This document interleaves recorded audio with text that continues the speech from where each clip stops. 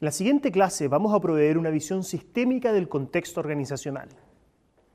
Las organizaciones poseen recursos y capacidades cuyo valor va variando en el tiempo.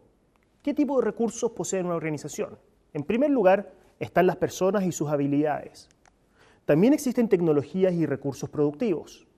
Y finalmente existen rutinas organizacionales que sirven para unir las distintas personas con las tecnologías en pos de un trabajo. Sin embargo, estos mismos recursos van cambiando en el tiempo. A medida que crece la organización, se empiezan a formar subunidades, grupos, pueden aparecer nuevas tecnologías que van cambiando los procesos productivos y finalmente las organizaciones cambian de estrategia y modifican sus actividades. Un ejemplo de esto, de la evolución de los recursos de una organización, es el caso de la empresa Nokia, que probablemente ustedes la conocen porque era durante los años 2000, a finales de 1990, era el mayor productor de celulares del mundo. Probablemente lo que ustedes no sabían es que esta empresa partió produciendo papel y celulosa en 1865 y durante los años 60 se dedicó a la manufactura de gomas y de cables. Es decir, los mismos recursos de esta organización fueron cambiando para producir papel, distintas tecnologías, distintas personas, distintas habilidades para producir cables o botas de goma y finalmente otro tipo de rutinas organizacionales, tecnologías y personas necesarias para poder fabricar celulares.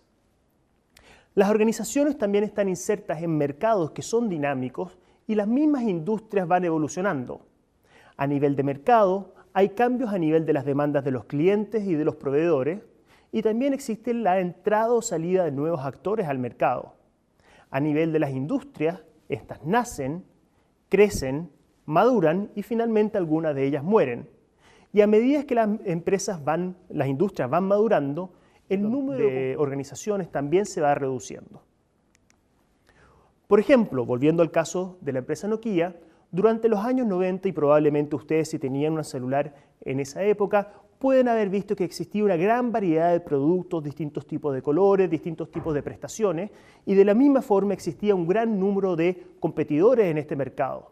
Sin embargo, en el año 2007 se inventan los smartphones y el número de competidores o empresas con las capacidades, las rutinas y la tecnología necesaria para poder manufacturarlo se reduce a básicamente dos grandes competidores, que es lo que tenemos en la actualidad. Por último, a nivel de la región, las mismas industrias y las organizaciones están insertas en regiones que tienen contextos sociales, políticos, económicos e institucionales que son distintos y que a su vez van cambiando en el tiempo. Aparecen nuevas regulaciones, hay una alternancia en los gobiernos, pueden aparecer recesiones o crisis económicas y por último hay cambios demográficos, como por ejemplo el envejecimiento de la población que puede tener consecuencias para una empresa. Volviendo al caso de Nokia y como ejemplo, fueron múltiples los cambios sociales, políticos y demográficos que fueron afectando a esta empresa. Por ejemplo, fue el mismo Estado finlandés el que propició la fusión de esta empresa que producía papel con una empresa que producía cables y botas de goma.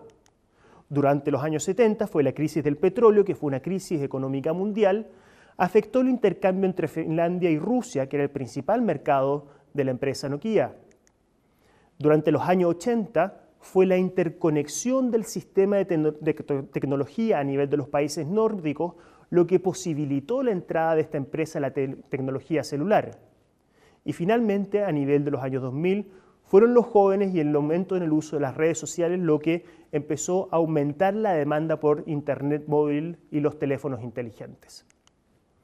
¿Cuál es el mensaje de esta clase? En primer lugar, existen múltiples fuentes de complejidad a nivel organizacional. A nivel interno, existe una complejidad estructural que está dada por la cantidad de elementos, ya sea personas, recursos, tecnologías, y cómo estos van interactuando.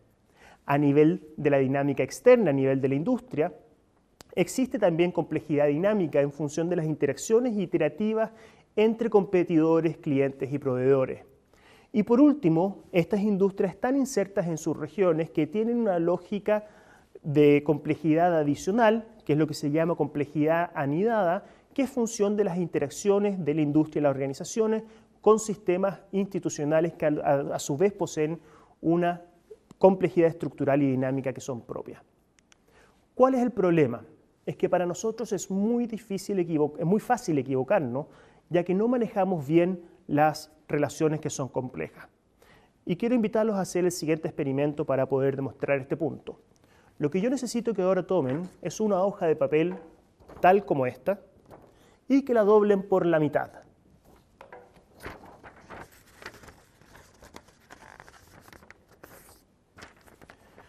Ahora quiero que por favor contestemos las siguientes preguntas. ¿Qué altura alcanza esta hoja, esta es la altura, si es que yo la doblo 3 veces?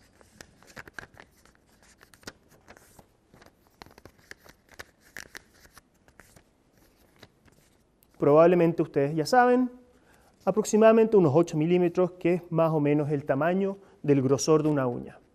Ahora quiero que contestemos, ¿qué pasa si es que esta misma hoja yo la sigo doblando 20 veces? ¿Qué altura llegaría? Y si la doblo 30 veces, ¿a qué altura llevaría?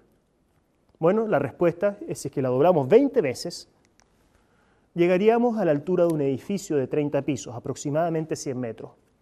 Y si la doblamos 30 veces, llegaríamos a los límites de la atmósfera más de 100 kilómetros de distancia, con esta misma hoja de papel. El problema es que cognitivamente no somos capaces de procesar bien las relaciones de segundo orden o el crecimiento exponencial que sucede cuando seguimos doblando una hoja una y otra vez. Dicho sea de paso, no se puede doblar una hoja más de 8 veces.